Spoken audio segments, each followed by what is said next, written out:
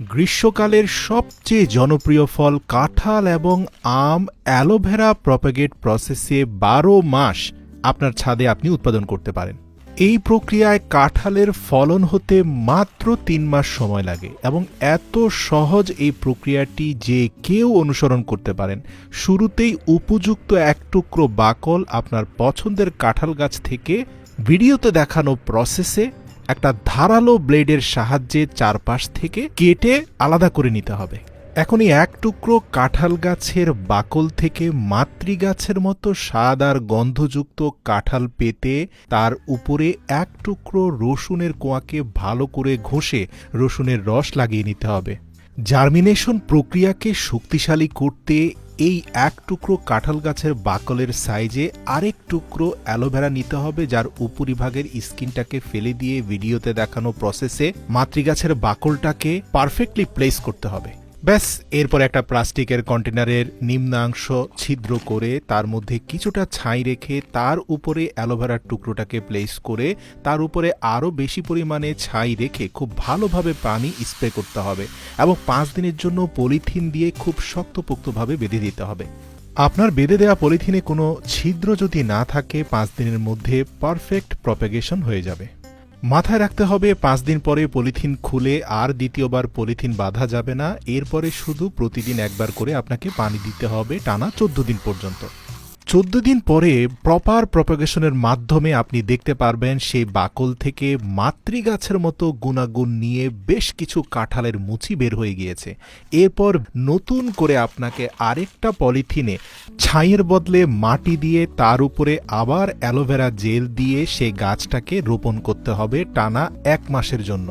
মনে রাখতে হবে কাঁঠালের বীজ থেকে জার্মিনেশন করা চারাগুলো যতটা শক্তিশালী হয়, প্রপাগেশনের মাধ্যমে বাকল থেকে তৈরি করা চারাগুলো খুবই দুর্বল হয়, কিন্তু এখান থেকে যে ফলের উৎপাদন হয় সেখানে মাতৃগাছের পরিপূর্ণ গুণাগুণ থাকে। নতুন পলিথিনের ব্যাগে টানা ১ মাস ধরে প্রতিদিন প্রয়োজন অনুযায়ী পানি দিয়ে গেলে ১ মাস পরে দেখতে পাবেন কাঁঠালের মুচিগুলো বেশ পরিপক্ক হয়ে গিয়েছে। কিন্তু এই মুচিগুলো থেকে পরিপক্ক কাঁঠালে রূপান্তরিত হওয়ার জন্য আরও বেশি পুষ্টিগুণের দরকার, যার কারণে বীজতলায় আরও বেশি মাটির প্রয়োজন। এখন আপনাকে পুনরায় একটা বড় বালতিতে বেশি পরিমাণে মাটি দিয়ে সেখানে পুনরায় পূর্বের মতো করে অ্যালোভেরা জেল দিয়ে নতুন করে চারাগাছটি সেখানে রোপণ করতে হবে। নিয়মিত একবার করে পানি দিয়ে গেলে ৬০ দিন পরেই দেখতে পাবেন আপনার মুচিগুলো পূর্ণাঙ্গ কাঁঠালে রূপান্তরিত হয়েছে। বলে রাখি, এই কাঁঠালের স্বাদ এবং গন্ধ হুবহু মাতৃগাছের মতোই হবে। খুবই সংক্ষেপে বলে দিতে চাই, আপনি চাইলে আপনার রসালো পেয়ারা গাছের যে কোনো একটি উপযুক্ত ডালের মধ্যাংশকে বাছাই করে একই প্রক্রিয়ায় সুস্বাদু রসালো পেয়ারা খেতে পারেন ১২ মাস আপনার বাড়ির ছাদে। মাথায় রাখতে হবে, এক্ষেত্রে পেয়ারা গাছের বাকল নয়, পূর্ণাঙ্গ ডালকে কেটে উপযুক্ত অংশের দুভাগকে ফেলে দিয়ে যেই অংশ থেকে প্রপাগেশন হবে তার অপোজিট জায়গাটাকে ভালো করে ধারালো ছুরি দিয়ে ছেঁচে নিতে হবে, যাতে খুব দ্রুত শিকড় গজাতে পারে। এরপর একই প্রক্রিয়ায় একটা টিস্যু পেপারের মধ্যে পর্যাপ্ত অ্যালোভেরা ন্যাচারাল জেল লাগিয়ে সেখানে প্রপাগেশনের জন্য কাটিং করা পেয়ারা ডালটাকে মুড়ে একটা প্লাস্টিক কন্টেনারের নিচে কোকোপিট রেখে তার মধ্যে টিস্যু পেপারটাকে রেখে তার উপরে পর্যাপ্ত কোকোপিট দিয়ে ভালো করে পানি স্প্রে করতে হবে। মনে রাখতে হবে, কাঁঠাল এবং পেয়ারার ক্ষেত্রে পার্থক্য হচ্ছে কাঁঠালের বীজতলায় আপনি ছাই দিয়েছিলেন, এখানে ছাই দিলে কাজ হবে না, এখানে আপনাকে কোকোপিট বা নারকেলের খোসার চূর্ণ দিতে হবে। প্রিয় দর্শক, এর পরের ধাপগুলোতে তেমন কোনো পার্থক্য নেই। যে বিষয়টা আপনাকে জানিয়ে রাখা প্রয়োজন, ১২ দিন পরে প্রপার প্রপাগেশন হওয়ার পরে গাছটাকে উঠিয়ে ভালো করে ধুলে আপনি দেখতে পাবেন নিচের যে অংশটা আপনি ধারালো ছুরি দিয়ে ছেঁচে দিয়েছেন সেই অংশে খুব ভালো করে শিকড় বেরিয়েছে।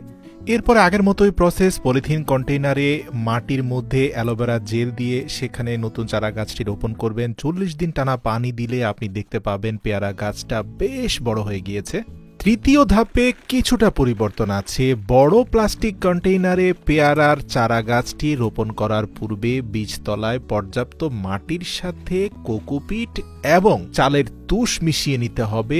এরপরে টানা ৪০ দিন পানি দিলেই আপনার ছাদের সেই পেয়ারা গাছটিতে পর্যাপ্ত ফলন হবে।